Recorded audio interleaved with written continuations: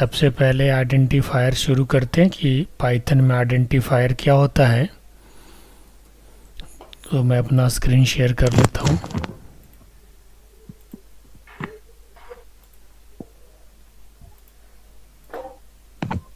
Screen share हो गया है।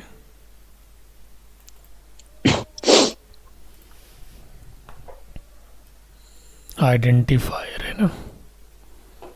आइडेंटिफायर बेसिकली होता क्या है? It is the name of function, object, variable, class, यानी किसी चीज़ का आप जो नेम डिफाइन करते हैं ना, उसे यस ही आइडेंटिफायर कहा जाता है। जैसे आज आप वेरिएबल बना रहे थे n1 n2, तो n1 n2 क्या हो गया? आइडेंटिफायर हो गया, ठीक है ना। N identifier is a name having a few letters, numbers and a special character like underscore। Special character में एक ही चीज़ लेता है, दैट इज अंडरस्कोर, है ना। इसके अलावा और कोई स्पेशल करेक्टर अलाउ नहीं है। It should always start with a non numeric character. इसका मतलब क्या हो गया कि अल्फ़ाबेट से स्टार्ट होगा, नंबर से स्टार्ट नहीं होगा, ठीक है। It yes is use to identify a variable function, symbolic, constant, class, etc। For example, जैसे आज आपने नाम दिया था n1, ठीक है ना। n1 और फुल नेम इस तरीके से दे सकते हैं, अंडरस्कोर लगा करके। फुल नेम हो गया, पाई हो गया, तो दीज आर आइडेंटिफायर जो वेरिएबल का नाम हो सकता है, etc, है ना। एक नीचे यहाँ पे मैं लाइन लिखना चाहूँगा कि पाइथन जो है वो केस सेंसिटिव लैंग्वेज है। इसका मतलब क्या है? Python is case sensitive programming language, ठीक है ना। इसका मतलब ये है कि small E is not equal to capital E, है ना। इसका मतलब क्या है कि small E is not equal to capital E, ठीक है। और small D is not equal to capital D. दोनों का मीनिंग अलग अलग हुआ। अगर आप वेरिएबल ई से बनाओगे ना, तो उसे आप कैपिटल ई से एक्सेस नहीं कर पाओगे। वेरिएबल होता क्या है? कंटेनर होता है, ठीक है। जैसे महेश, स्मॉल महेश में लिखा है यहाँ पे, Mahesh is not equal to Mahesh. यहाँ पे जो महेश है एक स्मॉल लेटर का महेश है, और ये जो है आपका कैपिटल लेटर का है। तो दोनों सेम नहीं है, दोनों का अलग अलग मीनिंग है, ठीक है। और इसके बाद हम चलते हैं आगे कीवर्ड्स पे। तो आइडेंटिफायर हो गए। आइडेंटिफायर को आप समझ गए, किसी वेरिएबल का नाम, फंक्शन का नाम, क्लास का नाम, वो क्या होता है? आइडेंटिफायर होता है, ठीक है।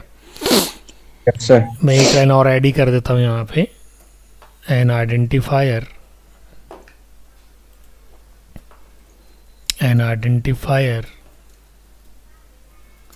is a name of class, function, variable, object, etc, ठीक है। किसी का भी आप जो नाम डिफाइन करते हैं उससे क्या बोला जाता है? आइडेंटिफायर बोला जाता है, ठीक है। इसके कुछ रूल्स हैं कि आइडेंटिफायर हमेशा या तो अंडरस्कोर से स्टार्ट होगा या नॉन न्यूमेरिक कैरेक्टर से स्टार्ट होगा, ठीक है। चलिए, नंबर से स्टार्ट नहीं होगा, इस चीज़ का ध्यान रखिएगा। अब इसके बाद फोकस करते हैं कीवर्ड्स एंड रिजर्व वर्ड्स पे। कीवर्ड्स और रिजर्व वर्ड, ठीक है, क्या होते हैं? कीवर्ड्स का मतलब ये है कि पाइथन के लाइब्रेरी में जो पहले से बना हुआ है, जैसे प्रिंट टाइप यूज़ करते हैं, that is use to print something, है ना। Yes sir. तो प्रिंट जो है ना, वो बना हुआ रिजर्व वर्ड है, ठीक है। बना हुआ रिजर्व वर्ड्स है, उसे आप प्रिंट के जगह प्रिंट इंग नहीं लिख सकते या प्रिंट का पी कैपिटल आप नहीं लिख सकते, जो लेटर बना हुआ है वही लेटर रहेगा, ठीक है। तो चलिए यहाँ पे लिखते हैं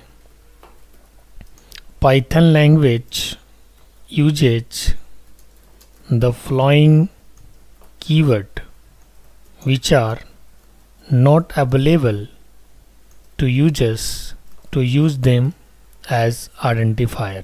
इसका मतलब ये हुआ कि जो भी कीवर्ड्स है वो कीवर्ड्स आइडेंटिफायर नहीं हो सकते हैं, वो कीवर्ड आइडेंटिफायर नहीं हो सकते क्योंकि वो तो ऑलरेडी पाइथन में डिफाइन है, ठीक है ना।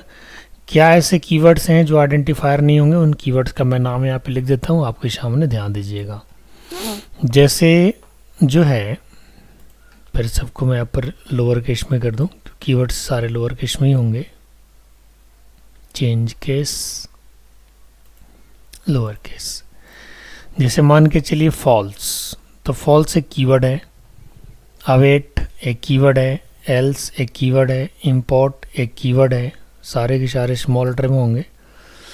और इसके बाद पास, ठीक है, नन, ब्रेक, ये सब सारे रिजर्व वर्ड हैं। इनके नाम आप, यही नाम आप आइडेंटिफायर के लिए यूज नहीं कर सकते हो, ये पाइथन की लाइब्रेरी में लिखा हुआ है पहले से इसकी मीनिंग, तो ये नाम आप उसके लिए यूज नहीं कर सकते। किसके लिए? पाइथन के आइडेंटिफायर के लिए, ठीक है। क्लास है,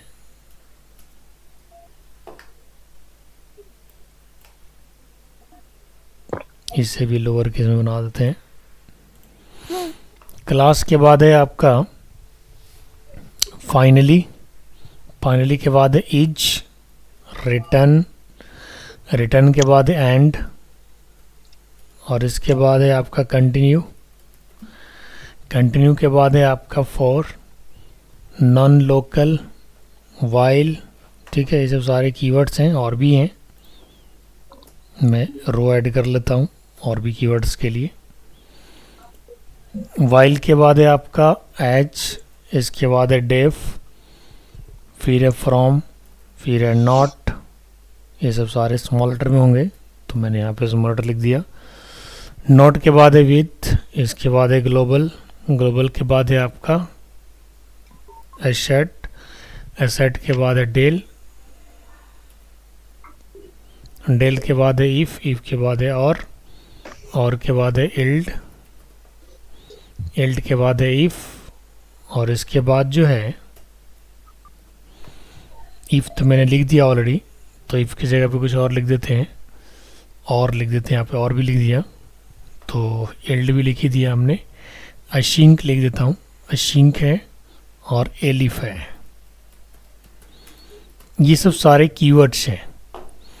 ये क्या है? कीवर्ड्स हैं, यानी जब भी आप आइडेंटिफायर के नाम लिखोगे तो ये नाम को छोड़ करके ये आपको लिखना होगा, यानी इन नाम को आपको नहीं लेना होगा, इन्हें आपको छोड़ के ही, यानी extract this words, extract these keywords, you have to define the keywords, you have to define the identifiers, ठीक है ना।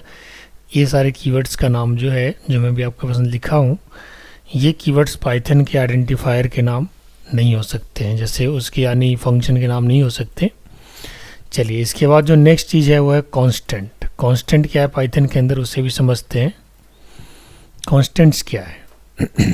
ये कांस्टेंट इज एन आइडेंटिफायर, ये भी एक आइडेंटिफायर है, whose value can not be changed throughout the execution of a program whereas the variable value keeps on changing।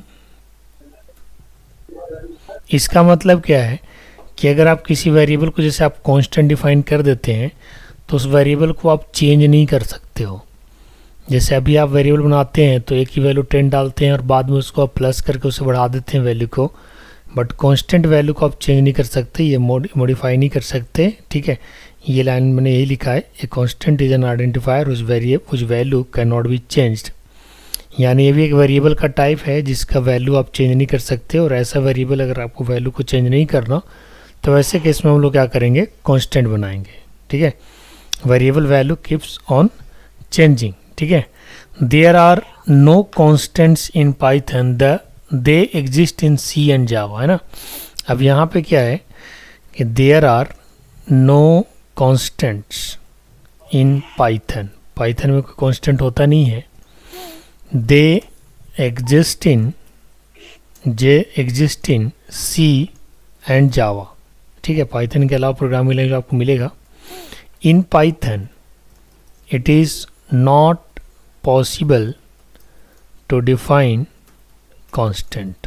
ऐसे मैं आपको जानकारी देता हूँ, लेकिन पाइथन के अंदर कांस्टेंट को डिफाइन करने का पॉसिबिलिटी नहीं है।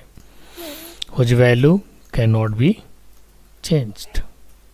लेकिन बाकी सी में, सी प्लस में, जावा में आप इसे कर सकते हैं। In Python constants are usually defined on a module level and written in all capital letters with underscore, ठीक है, separating words, but remember its value can be changed। Python का जो कांस्टेंट होता है उसकी वैल्यू का हम लोग चेंज कर सकते हैं, लेकिन जनरल जो कांस्टेंट होता है सॉरी, उसकी जैसे जावा और सी में होता है उसकी वैल्यू को आप चेंज नहीं कर सकते।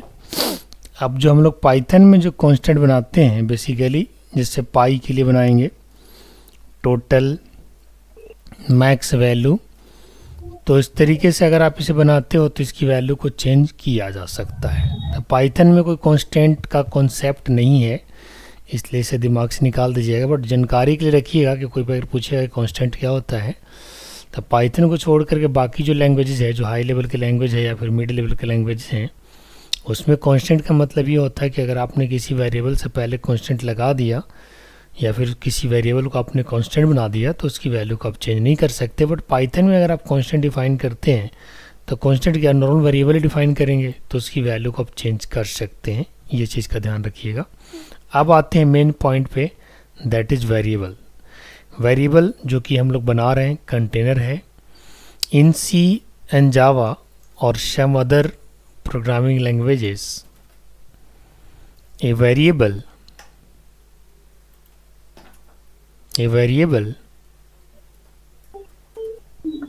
is an identifier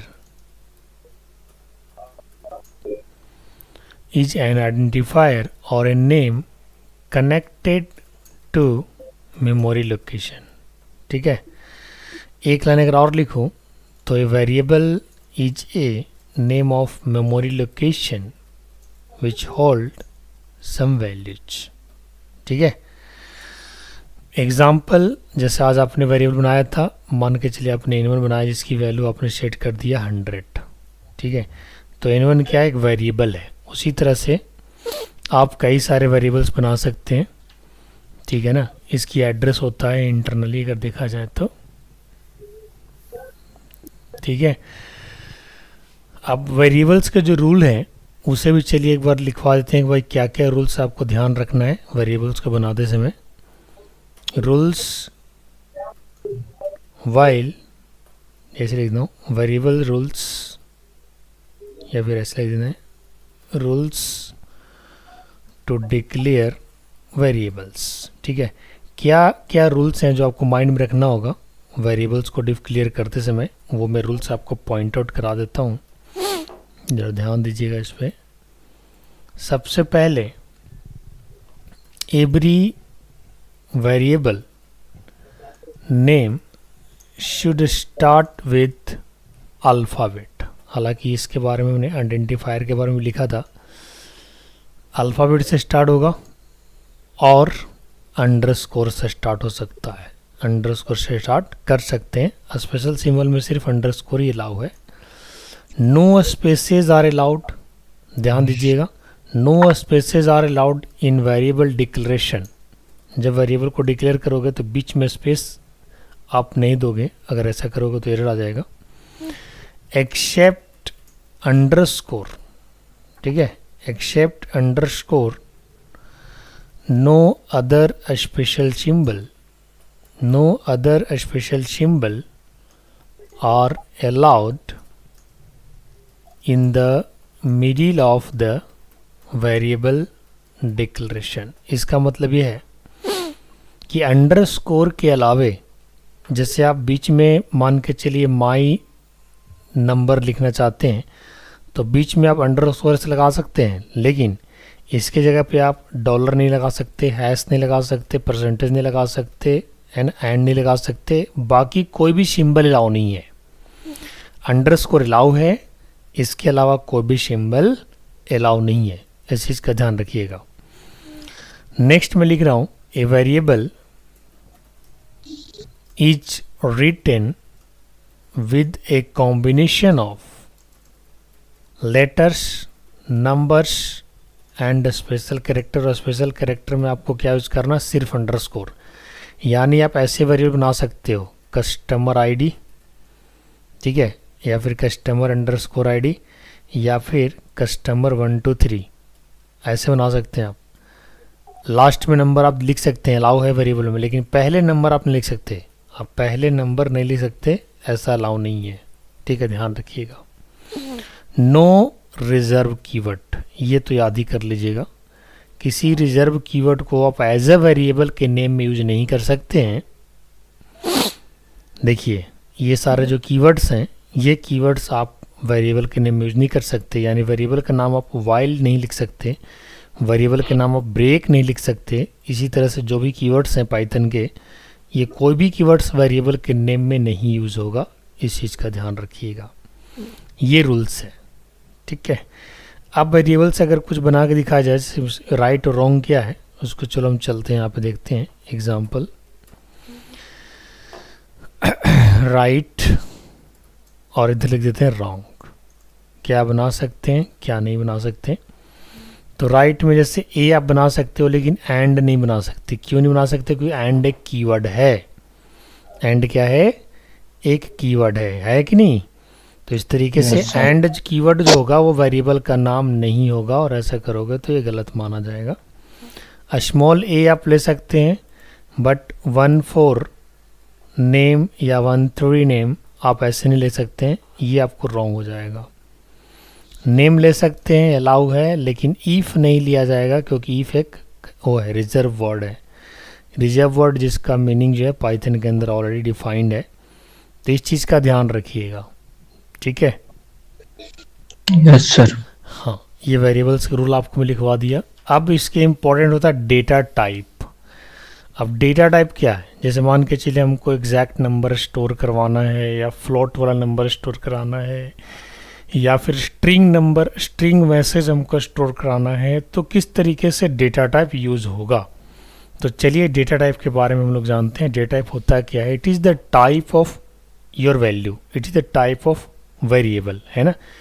वेरिएबल में मान के चलिए आप 1 2 3 डालें, तो इसका टाइप क्या होगा? नंबर होगा।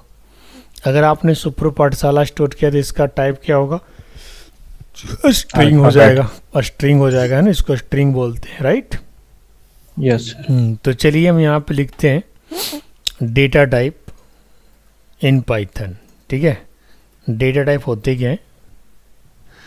तो data type represents the type of data stored into a variable और मेमोरी, ठीक है।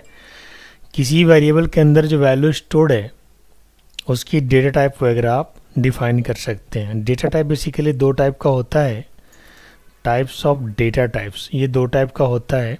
फर्स्ट है आपका built in data type. Built in data type का मतलब होता है जो पहले से डिफाइंड है, और दूसरा होता है यूज़र डिफाइंड डेटा टाइप, जो यूज़र खुद से डिफाइन कर रहा है।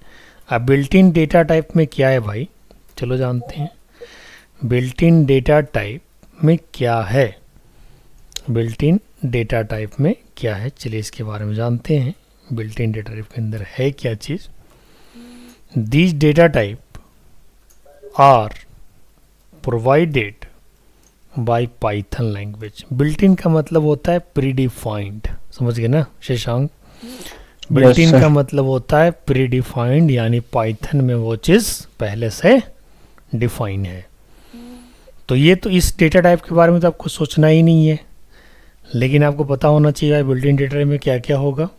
ठीक है, following are the built in data types. ठीक है, कुछ डेटा टाइप्स के हम आपको नाम लिख देते हैं, ध्यान दीजिएगा।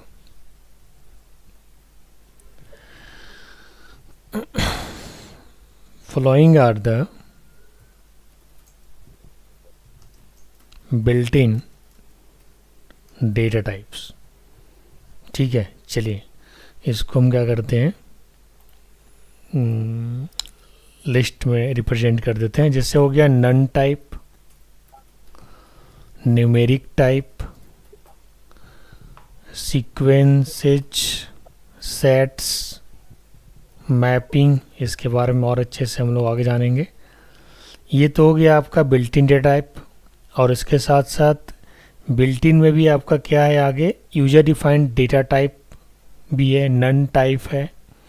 ठीक है, नन टाइप के अंदर क्या क्या चीज़ें होता है, और इसके बाद फिर आपका न्यूमेरिक टाइप्स के अंदर और उसको कितने कैटेगरी में डिवाइड किया गया है। ये तो आपका मेन टाइप हो गया, ये हो गया आपका बिल्ट इन में। और यूजर डिफाइंड डेटा टाइप के बारे में भी थोड़ा सा बता देते हैं, इसके बाद हम फिर आगे चलेंगे। ये तो बिल्ट इन में हो गया, बिल्ट इन में ये सब हो गया।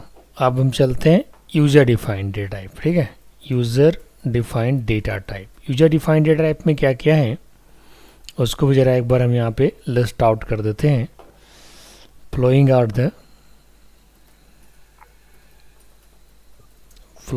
The user defined data type. User defined data type करने का मतलब जिसे आप डिफाइन करेंगे, जिसका नाम आप दीजिएगा। जैसे मान के चलिए एरे, ठीक है, क्लास, मॉड्यूलो, ये सब क्या है, यूजर डिफाइंड डेटा टाइप है। अब ये जो बिल्ट इन डेटा टाइप है, इनकी सब की कहानी अलग अलग है। जैसे नन टाइप जो है, चलो यहीं पे इसको मैं लिख देता हूँ। ये नन टाइप क्या करता है, यहाँ पे डिफाइन कर देते हैं नन टाइप को। ये नन टाइप क्या होता है बेसिकली, इसके बारे में लिख देते हैं। None data type represents an object that does not contain any value. एक ऐसा डेटा टाइप जिसके अंदर कोई वैल्यू नहीं है, वो किस टाइप का डेटा टाइप कहलाएगा, नन टाइप। चलिए न्यूमेरिक टाइप क्या होता है उसके बारे में लिख देते हैं। न्यूमेरिक टाइप और नंबर इसको बोलते हैं ना। ये क्या होता है, ठीक है, following are the numeric data type. इसमें क्या क्या आता है मैं आपको बताता हूँ, क्या क्या आपका न्यूमेरिक टाइप्स हैं। ये आपका इंट, फ्लॉट है ना, कॉम्प्लेक्स, ठीक है। तो यहाँ पे इंट क्या करता है, फ्लॉट क्या करता है और कॉम्प्लेक्स क्या करता है, ये चीज़ आपको मालूम होना चाहिए, ठीक है ना। इंट बेसिकली नंबर के लिए होता है ना। इंट क्या करता है, नंबर के लिए होता है, ठीक है। इसके बारे में चलिए यहाँ पे लिख देते हैं, इंट क्या करता है, राइट। इंट का यूज क्या है, इंट क्या होता है, नंबर के लिए यूज होता है। The int data type represent N integer number, समझ गए, N integer number without any decimal value, ठीक है ना। क्योंकि इंटीजर नंबर तो वही होगा जो डेसिमल पॉइंट और फंक्शन पोर्ट को नहीं, ठीक है, हाँ जी, विदाउट एनी डेसिमल पॉइंट, ठीक है। जैसे मान के चलिए एग्जांपल इसका देते हैं, भाई इस टाइप के वेरिएबल इंटीजर कर लाएगा। आपने एक y नाम का वेरिएबल बनाया, इसमें आपने क्या डाल दिया, 100। तो 100 क्या है, एक न्यूमेरिक वैल्यू है, ठीक है। और जब इसकी टाइप को प्रिंट करना चाहोगे ना, तो पाइथन में टाइप एक फंक्शन होता है। अगर आप इसकी टाइप को प्रिंट करेंगे ना, अगर आप टाइप लिखेंगे और टाइप y करिएगा यहाँ पे, ठीक है, तो ये क्या प्रिंट करेगा आपको, this will print int type, समझ गए। ये एक फंक्शन है, स्मॉल लेटर में यूज़ करना है इसको। जैसे प्रिंट एक फंक्शन है ना प्रीडिफाइंड, उसी तरह से पाइथन में टाइप क्या है, एक प्रीडिफाइंड फंक्शन है जो किसी वेरिएबल के डेटा टाइप को बताता है। ठीक है, इसके बाद फ्लोट क्या करता है, चलिए उसके बारे में जानते हैं, फ्लोट का क्या काम है।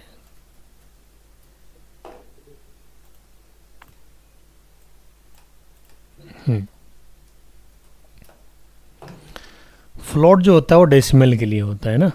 The float data type represents floating point numbers, है ना। A floating point number is a number that contains A decimal point. ठीक है, एग्जाम्पल 25.6 है ना, यहाँ पे लिख दिया my value is equal to 25.6। तो माई वैल्यू यहाँ पे किस टाइप का वेरिएबल कहलाएगा, फ्लोट कहलाएगा। अगर आप इसे टाइप से प्रिंट कराओगे माई वैल्यू को, तो क्या प्रिंट करेगा, this will print float data type. समझ गए बात को ना। टाइप क्या है, एक फंक्शन है जो किसी भी वेरिएबल के डेटा टाइप को बताता है। तो यहाँ पे डेसिमल अगर रहेगा तो आप क्या बनाएंगे, हालांकि यहाँ पे पहले से कोई डेटा टाइप देने की जरूरत नहीं होता। बाकी सारे लैंग्वेज में क्या है ना, अगर आप सी में जाओगे या सी प्लस या जावा में, तो उसके वेरिएबल से पहले डेटा टाइप लगाना होता है।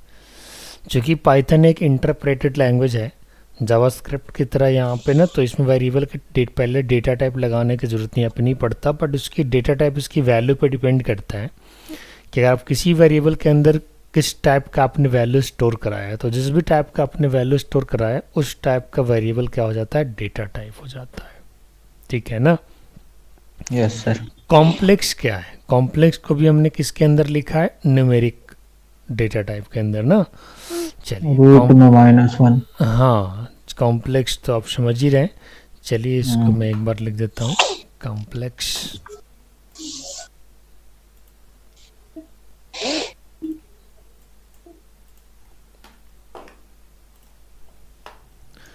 A complex number is a number that is written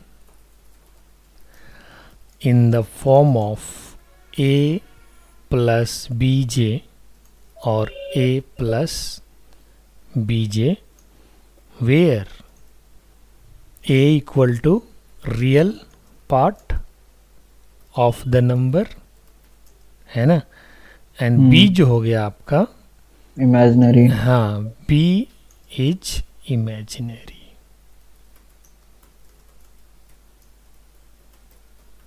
समझ गए ना, ये चीज़ है। और इसके बाद फिर आपका बुलियन भी आता है इसके अंदर, बुल टाइप भी आप लिख सकते हैं। सीक्वेंस में लिखा है ना यहाँ पे, चलो ये कहाँ पे लिखा हमने, इधर लिखा है, राइट। कहाँ पे लिखे हम सीक्वेंस को, कहाँ पे लिखे थे, ऊपर में लिखे थे ना। हाँ, न्यूमेरिक हो गया, सीक्वेंस हो गया, और शेड्स है न्यूमेरिक सीक्वेंस। चलिए ठीक है, न्यूमेरिक टाइप तो हो ही गया। और इसके बाद एक बुल टाइप होता है जो एक अलग ही डेटा टाइप है। ठीक है, सीक्वेंस से पहले मैंने यहाँ पे लिख दिया एक बुल टाइप है ना, बुल टाइप जो ट्रू एंड फॉल्स को एक्सेप्ट करता है, बुल टाइप है ना। ये मेन आपका उसमें आता है बिल्ट इन डेटा टाइप में। तो बुल जो हो गया ना, वो बेसिकली देखिए बाकी सारे लैंग्वेज में तो ट्रू और फॉल्स स्टोर रखता है, लेकिन देखिए यहाँ पे बुल टाइप का मतलब क्या है, यहाँ पे लिखते हैं हम उसी हेडिंग में। न्यूमेरिक टाइप हो गया हमारा, न्यूमेरिक के टाइप बुल टाइप। ठीक है, बुल टाइप देखिए क्या कहता है, उसके बारे में जानते हैं।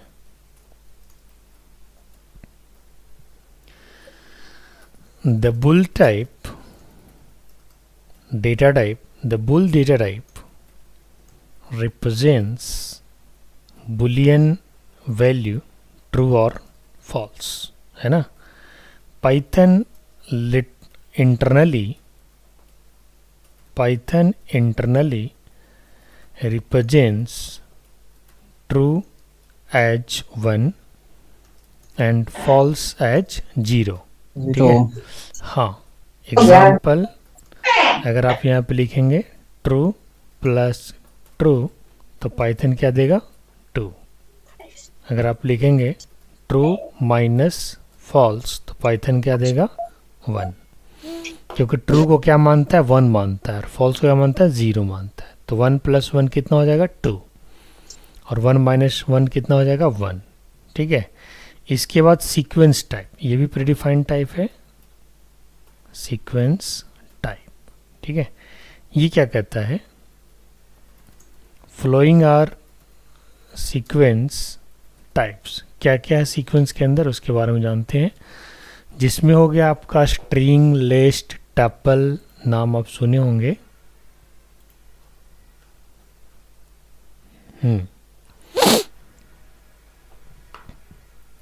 स्ट्रिंग है, लिस्ट है, टपल है, रेंज है।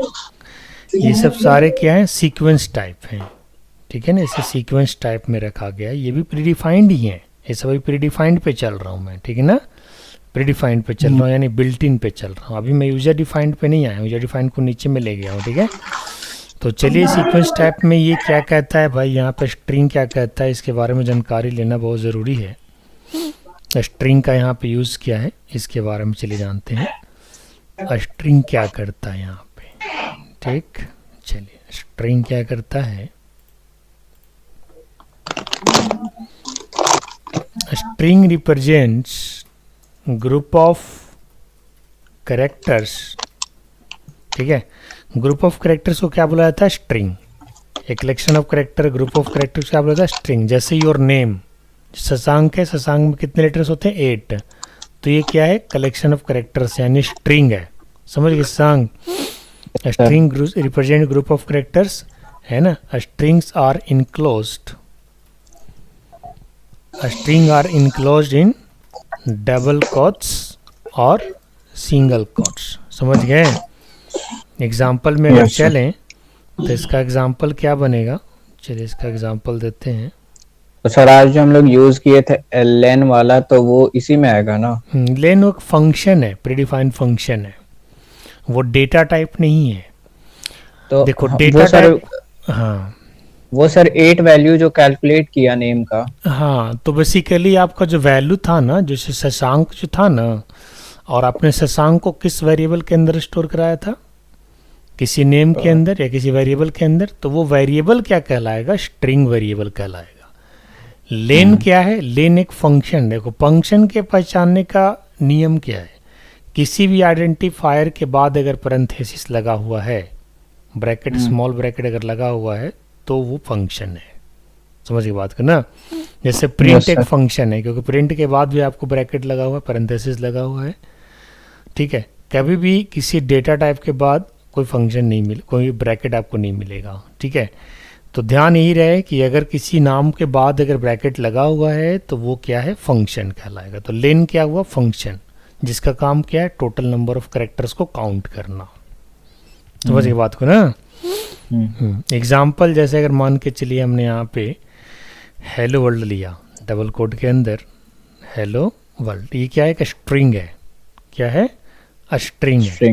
इसके बाद लिया हमने सुप्रो पाठशाला, ये भी क्या है, स्ट्रिंग है। समझ गए ना। स्ट्रिंग किसको बोला जाता है, कलेक्शन ऑफ कैरेक्टर्स, और ये हमेशा डबल कोट में बंद होता है। अगर आप डबल कोट में नहीं बंद करोगे तो स्ट्रिंग नहीं माना जाएगा। अब इसको अगर स्टोर कराना होगा तो हम कैसे स्टोर कराएंगे, 2 वेरिएबल ले लेंगे, स्ट्रिंग str इक्वल टू सुप्रो, ठीक है, और str2 इक्वल टू पाठशाला।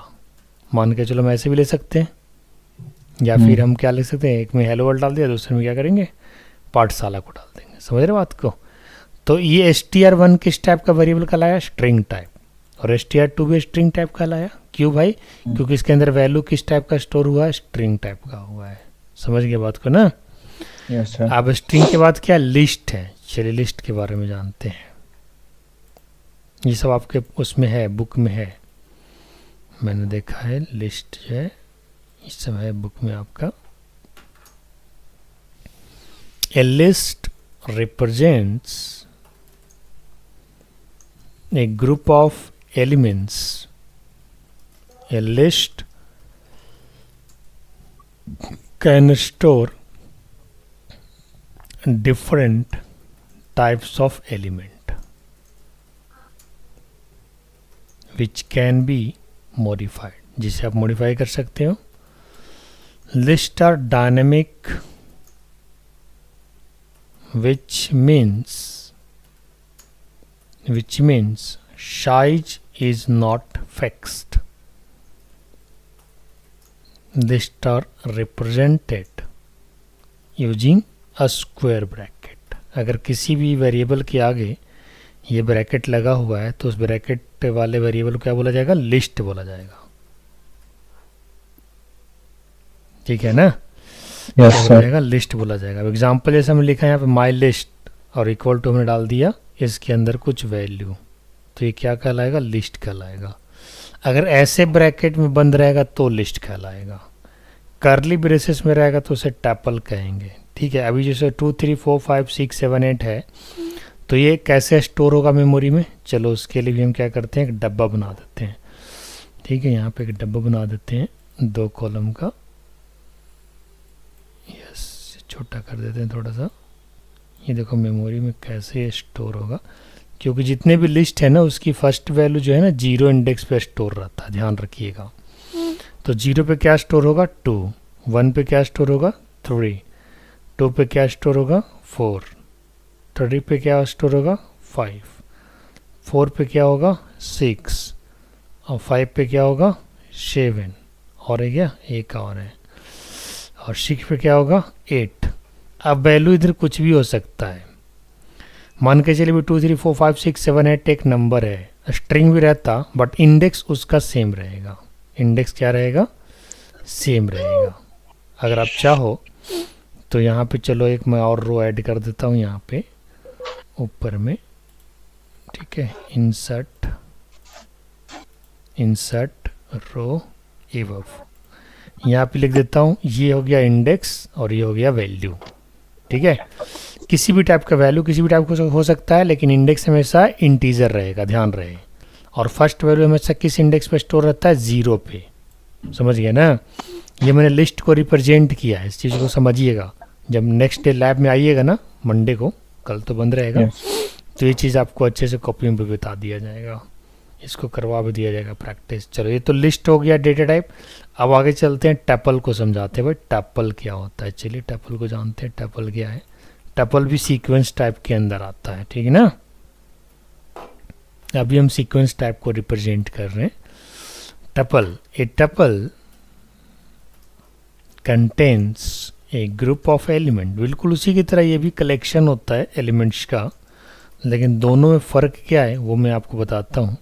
ये भी डिफरेंट टाइप्स की वैल्यू कंटेन कर सकता है। इट इज सिमिलर टू, देखो वहाँ पे भी ग्रुप ऑफ वैल्यू था, यहाँ पे भी ग्रुप ऑफ वैल्यू है। It is similar to list, but tuples are read only, which means we cannot modify its element, है ना? इसके एलिमेंट को आप मॉडिफाई नहीं कर सकते, बट लिस्ट वाले एलिमेंट को आप मॉडिफाई कर सकते हो। 5 की जगह 15 कर सकते हैं, बट एलिमेंट टपल्स वाले एलिमेंट को मॉडिफाई नहीं कर सकते। हाँ, इस चीज़ का ध्यान रखिएगा। आर रीड ओनली, इसको देख सकते हैं आप, प्रिंट कर सकते हैं, which means we can not modify its element. ठीक है, tuples are represented using parenthesis. ठीक है, पैरेंथेसिस कहने का मतलब जिस तरीके से ब्रैकेट उसको आप पहचानते हैं, क्या कहते हैं, फंक्शन को, सेम उसी तरीके से अगर किसी वेरिएबल के आगे ये लगा हुआ ब्रैकेट तो इसे हम क्या कहेंगे? टपल कहेंगे। बट टपल थोड़ा कुछ इस प्रकार से होगा, जैसे हमने लिया यहाँ पे माई टपल और यहाँ पे मैंने ब्रैकेट के अंदर डाल दिया 1 3 4 5 6 7 8 9, तो इसे टपल बोला जाएगा। इसे क्या बोला जाएगा? टपल बोला जाएगा। हाँ, इसे क्या बोला गया? लिस्ट बोला गया, स्क्वायर ब्रैकेट को। और पैरेंथेसिस जिसमें लगा उसको क्या बोला जाएगा? टपल। बट अगर वेरिएबल के साथ ऐसे पैरेंथेसिस लगा रहता है ना तो फिर वो फंक्शन हो जाता। समझ गए सांग? Yes sir. हाँ जी, आइडेंटिफायर के साथ अगर ये ब्रैकेट लगा रहता तो क्या बन जाता? वो फंक्शन। लेकिन अभी ये क्या है? टपल। ठीक है, इसके बाद क्या है? Next range. चलिए रेंज के बारे में जानते हैं। भाई रेंज क्या है? ये भी सीक्वेंस टाइप के अंदर आता है। रेंज क्या कहता है इसके बारे में चलो जानते हैं। रेंज क्या कहता है? ठीक है, रेंज रिप्रेजेंट ए सीक्वेंस, ठीक है, range represents a sequence of numbers. The numbers in the range are not modifiable, है ना, ये भी मॉडिफाई नहीं किया जा सकता है। एग्जाम्पल में अगर चलें तो रेंज कैसे होता है, my range is equal to range 6 और इधर क्या डाल देंगे, 6 का मतलब क्या होगा, 0 1 2 3 4 5। अगर रेंज 6 ले रहे हैं तो इसका मतलब ये क्या कहलाएगा, 0 1 2 3 4 5। टोटल वैल्यू कितना हो गया, 6। 0 से हुआ तो 6 हुआ ना। जैसे लूप वगैरह आपको चलाना हो लिस्ट पे और रेंज पे, अगर आप उसकी रेंज काउंट करना चाहते हैं तो हमेशा वो 0 से काउंट होगा। अगर यहाँ पे 7 लगा देना तो ये 6 तक चलेगा, समझ गए ना। ये चीज़ है और ये आपका यूजर डिफाइंड है, जिससे हम धीरे धीरे जानेंगे आगे, ठीक है। तो आज की क्लास में सिर्फ इतना ही रखते हैं, इसकी थोड़े थोड़े प्रैक्टिस आप करिएगा। मैं बताता हूँ क्या क्या करना, प्रैक्टिस करना है आपको। वेरिएबल की आप कंटिन्यू प्रैक्टिस करते रहेंगे। आज आपने नंबर की वेरिएबल के सम किया और इसके बाद आप फ्लोट को भी सम करेंगे, फ्लोट को सब्ट्रैक्शन निकालेंगे। बुल डेटा टाइप को एक बार यूज़ कर लेना, सीक्वेंस में स्ट्रिंग, टपल, लिस्ट, ये सब 4 को यूज़ कर लेना। इसको मंडे को और अच्छे से एक्सप्लोर करेंगे, इन सब चीज़ों पे इसे भी एक्सप्लोर करेंगे, ठीक है ना। और नेक्स्ट हमारा सेशन स्टार्ट होगा, चलो एक पाइथन में कमेंट्स कैसे यूज़ करते हैं उसे बता देते हैं 2 मिनट का, ताकि आप उस कमेंट का इस्तेमाल कर सको। पाइथन कमेंट्स, ठीक है। बाकी ये जो डेटा टाइप है ना, ये मेन डेटा टाइप है, यूजर डिफाइंड डेटा टाइप, इसके बारे में तो हम लोग बारीकी से जानेंगे, काफ़ी लंबा सेशन चलेगा इन पे। पाइथन कमेंट्स क्या कहता है, फर्स्ट पॉइंट में इंडिकेट करता हूँ कि अगर किसी लाइन को आप चाहते हो कि वो लाइन कंपाइलर या इंटरप्रेटर द्वारा रीड ना हो, है ना, इग्नोर हो, उसे क्या बोलेंगे, कमेंट्स बोलेंगे। Comments can be use to explain Python code. इसे बेसिकली हम लोग एक्सप्लेन करने के लिए यूज़ करते हैं। बेसिकली यहाँ पे हैश लगता है, ठीक है। 3 टाइप के पाइथन में कोड कमेंट्स आप लगा सकते हैं, ठीक है। Comments can be used to prevent execution when testing code, ठीक है। क्रिएटिंग ए कमेंट, कैसे क्रिएट किया जाता है, creating a comment in Python, ठीक है। Comments starts with a hash symbol. अगर किसी लाइन को कमेंट करना है ना तो कहाँ से स्टार्ट होगा, हैश से। And Python will ignore that line, समझ गए। अगर किसी भी लाइन को आप हैश से स्टार्ट कर दोगे ना तो वो लाइन पाइथन के इंटरप्रेटर द्वारा रीड नहीं किया जाएगा। एग्जाम्पल, जैसे हमने यहाँ पे लिखा hash I am comment line, तो ये लाइन पाइथन द्वारा रीड नहीं किया जाएगा, इस चीज़ का ध्यान रखिएगा, ठीक है ना। बाकी उसके ऊपर आप प्रैक्टिस करिए, जो वेरिएबल्स वगैरह बताया आपको, और फिर मंडे को इसी पे और भी असाइनमेंट्स वगैरह करवाएंगे, आपके बुक को भी आगे देखा जाएगा, ठीक है शशांक। इसको मैं PDF बना के आपको भेजता हूँ। बाकी फिर आपका नेक्स्ट क्लास कब होगा, ट्यूसडे को होगा ना, लेकिन मंडे को लैब में आना है फॉर प्रैक्टिकल सेशन, ठीक है। कल छुट्टी रहेगा, कल संडे है, ठीक है। इसको PDF बना के भेजते हैं। ऑल द बेस्ट, ठीक है जी। Yes sir. चलो all the best next day.